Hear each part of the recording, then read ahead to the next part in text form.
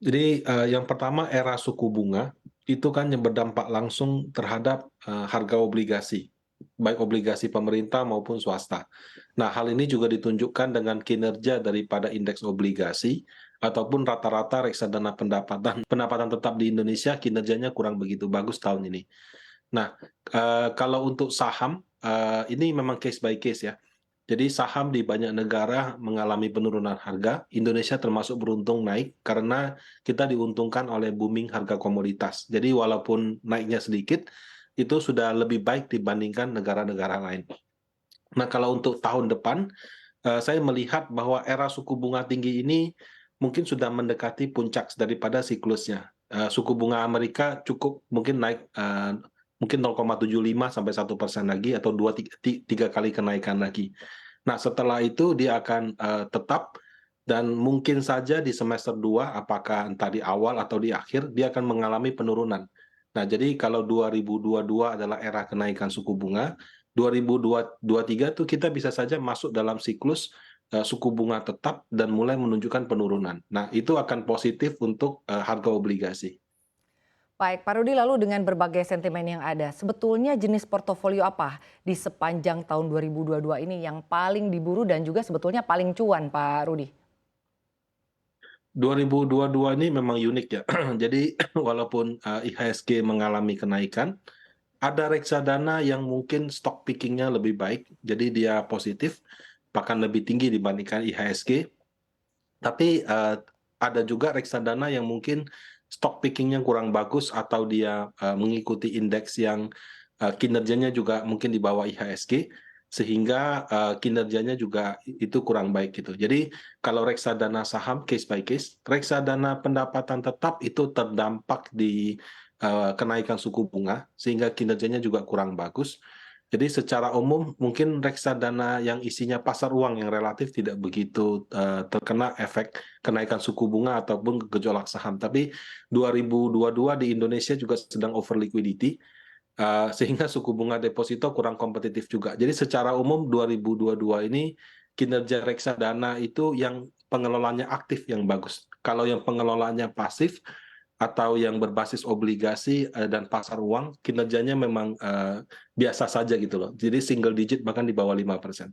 Baik, kalau menurut Anda sendiri untuk di kuartal pertama tahun 2023 untuk reksadana seperti yang Anda tadi sampaikan akan seperti apa kinerjanya? Kalau 2023 awal, pembahasan tentang kenaikan suku akan terjadi setidaknya sampai dengan bulan Maret mungkin, karena Amerika rasa-rasanya harus naikkan bunga mungkin 50 sampai tadi 75 sampai 1 ya, bisa juga 50 sampai 75. Jadi di 3 bulan pertama orang akan masih membahas kenaikan suku bunga, data resesi akan, semakin banyak dibahas, yang jelas resesinya bukan di Indonesia tapi di negara lain. Nah, pada saat pembahasan tentang resesi, itu akan, apa namanya, akan membuat berita atau spekulasi tentang penurunan suku bunga lebih cepat. Nah, jadi kalau untuk obligasi, mungkin 2 3 bulan pertama masih akan fluktuatif, tapi setelah itu rasa-rasanya akan mulai naik. Kalau untuk reksadana berbasis saham, itu akan banyak ditopang oleh laporan keuangan emiten. Nah, kita sebenarnya sampai dengan Oktober, November itu bagus, karena laporan keuangan emiten yang keluar di kuartal 3 itu, di periode tersebut dan sangat-sangat bagus gitu. Nah, yang periode berikutnya mungkin baru sekitar, Maret, April, Mei.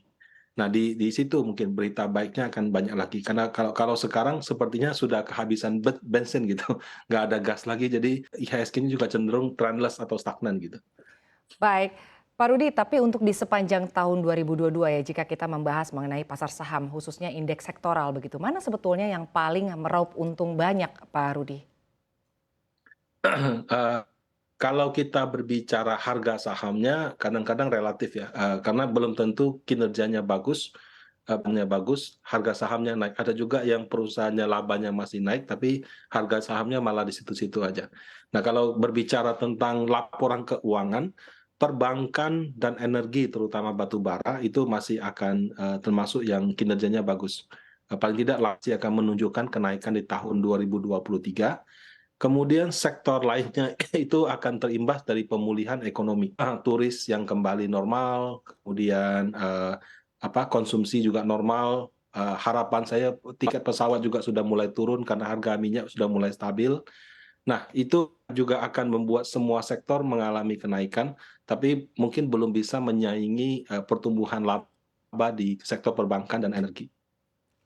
Baik, Pak Rudi, lalu sebetulnya ini kan kalau kita perhatikan ya Desember ini identik dengan momen window dressing ya. Artinya apakah telah terlihat begitu Pak dengan bangkitnya IHSG di beberapa waktu ini di perdagangan di 2 hari ini, dan kalau kita lihat lebih detail lagi sebetulnya malah jumlah transaksi ini di perdagangan kemarin hanya sebesar 8,5 triliun rupiah.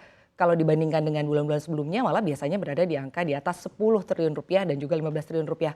Sebetulnya ada sentimen apa Pak Rudi?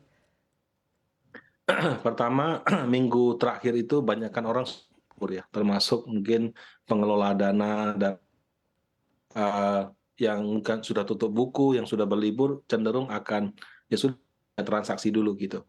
Nah, kemudian kalau kita lihat 2 hari terakhir IHSG cukup bagus, tapi digerakkan oleh beberapa satu dua saham terutama di sektor energi. Itu bagus mengangkat IHSG, tapi kurang terlalu sehat. Kenapa? Karena window dressing itu baiknya semua sektor atau paling tidak yang blue chip yang naik cuma hanya karena satu dua saham, bisa saja atau banyak belum tentu itu dinikmati oleh banyak investor. Nah, jadi untuk 2022 ini window dressing itu dikatakan terjadi apabila penutupan akhir tahun IHSG di atas 7.080. Saya sih masih punya keyakinan ya, kelihatannya sampai dengan akhir bulan ini bisa saja IHSG mendekati atau sedikit di atas itu.